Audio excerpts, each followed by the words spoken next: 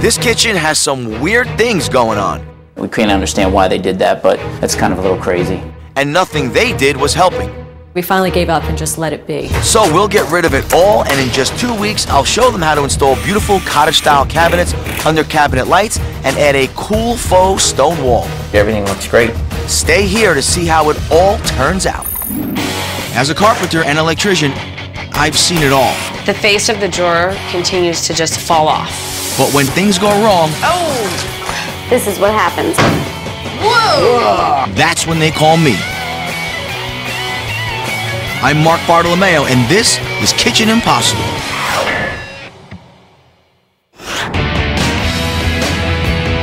Megan, a civil engineer, and Bob, who's in medical sales, found out the hard way that when it comes to fixing a kitchen, every inch counts.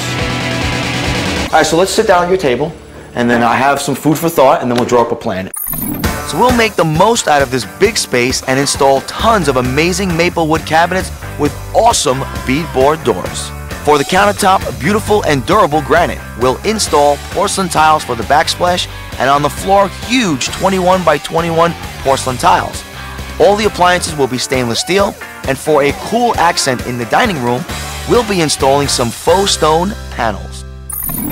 How do you feel about this? Sounds great. I can't wait to get started. Yeah, we like it. Next on Kitchen Impossible, I'll show you the proper way to use a screw gun. I didn't know it had a term.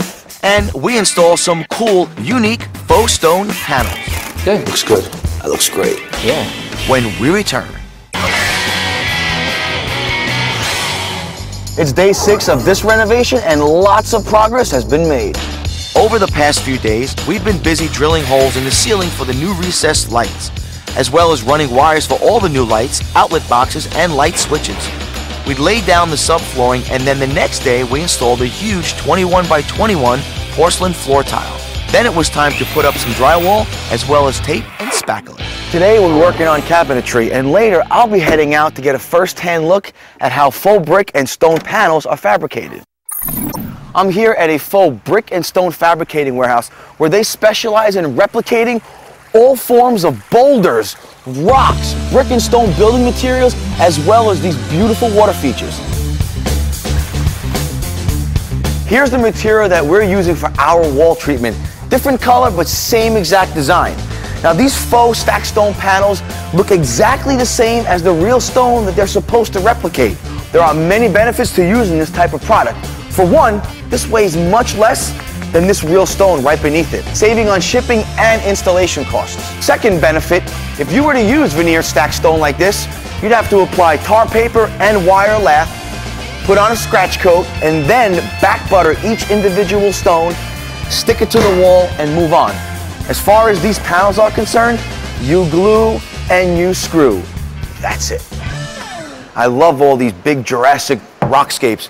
Tell us about what you do and how people are applying your product in today's world. You have the waterfall division and also the building materials. They're used for the facades of homes, interior, kitchen, and also quite a few finished basements.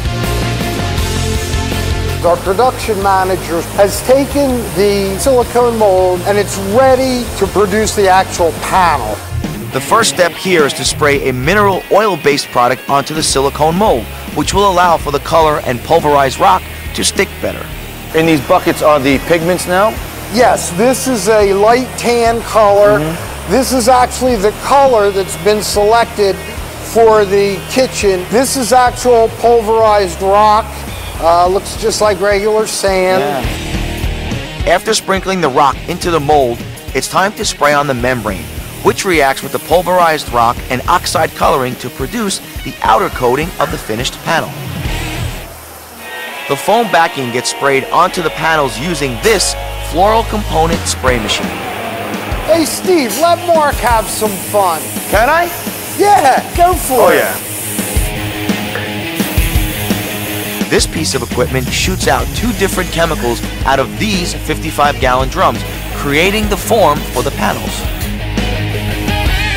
Now he's applying a high-density foam to give it structure. Once the process is complete, it's time to compare the color. Oh, I have a sample of the tile that we're using. Look at that. That is extremely close. Awesome. We are 12 days into our kitchen renovation. The past few days have seen a flurry of activity. The rest of the cabinets were installed so the template could be made for the countertop. The floors were grouted and then all the hardware was put on the cabinets. After a couple of days, our countertop arrived. Once we mounted that, it was time for the backsplash to get installed. Then some paint for a splash of color. So today we have a few projects to undertake, starting with the install of these faux stone wall panels. So we're going to start the day off today by installing your very own indoor rock wall.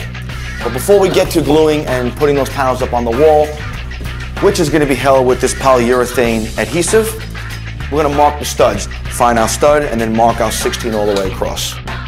In the event that some of the corners don't hold tight to the wall, we're just going to toenail either nails or screws into the wall studs.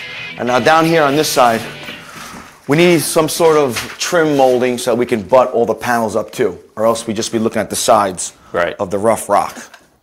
To make the trim here, we're ripping down pieces of 5/4 pine boards, which we then mitered for a nice tight fit. That's good. I'll set this one down. So we'll just start with a full panel, and then we'll patch this piece in with the next cut. When cutting these panels, most any tool with a blade will work, but for precision cuts, a jigsaw is the way to go. How's our cut? Not bad, pretty good. Oh yeah, just pop the plate in there and see if we can trim it. Nope, looks good. Looks good. That looks great. Yeah. All right, so the next few pieces are straight until we get to the end, and then we'll set back and then we'll either cut a 1/3 or a 2/3 piece so we can stagger all these joints.